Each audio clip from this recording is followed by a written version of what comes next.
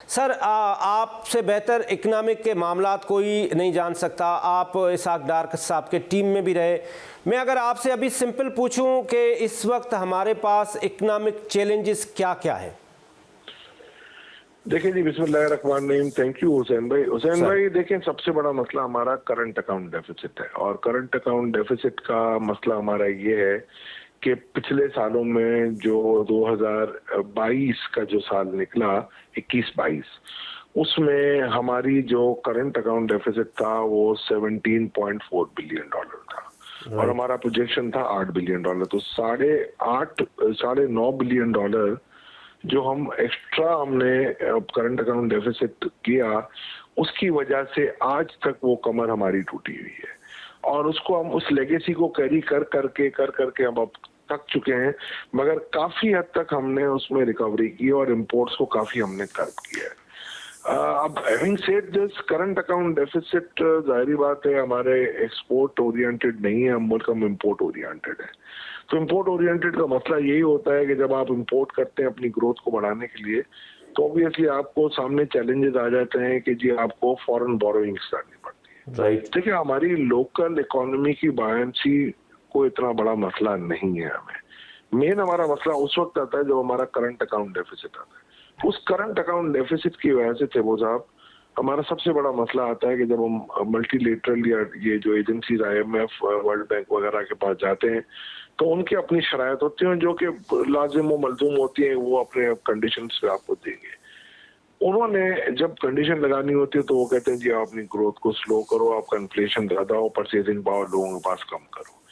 जब हम ये कम करते हैं तो आपका डेफिनेटली वो ये समझते हैं कि इससे इन्फ्लेशन कम हो जाएगा।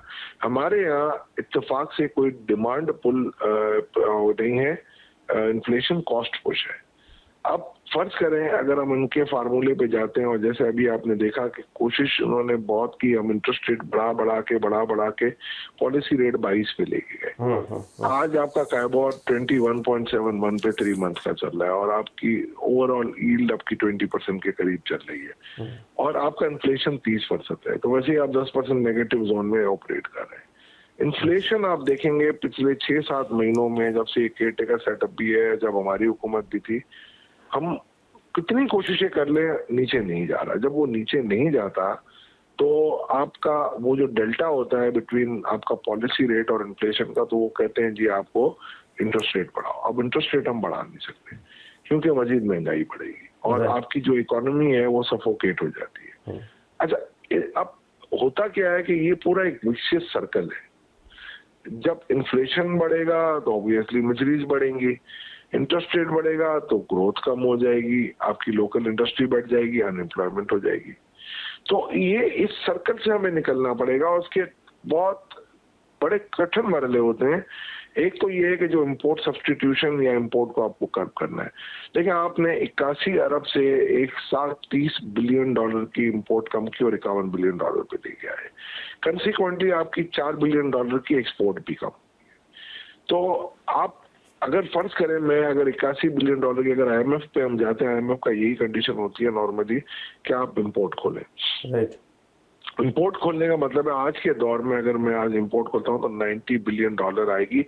चले मैं उसमें कुछ एग्री प्रोडक्ट को कम कर दूं, जैसे वीट अब आपको नहीं मंगानी है, कॉटन आपको अब नहीं मंगानी है, कुछ और चीजों को भी मैं कर लूं, 75 बिलियन डॉलर से कम नहीं हो सकती।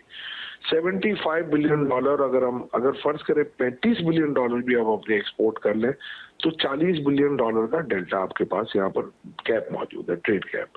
उसके बाद आपकी रेमिटेंसेज आती हैं। फर्ज करें मैं 30 बिलियन डॉलर भी ले लेता हूँ 27 पर आगे, फिर भी 10 बिलियन डॉलर, फिर इसके अलावा जो मार्कअप वगैरह पे करते हैं, प्राइमरी सेकेंडरी एडजस्टमेंट मिला के आपका current account deficit 20-22 billion dollar पे चला जाएगा, जो कि सस्टेनेबल टेनेबल पाकिस्तान के इन हालात में नहीं है।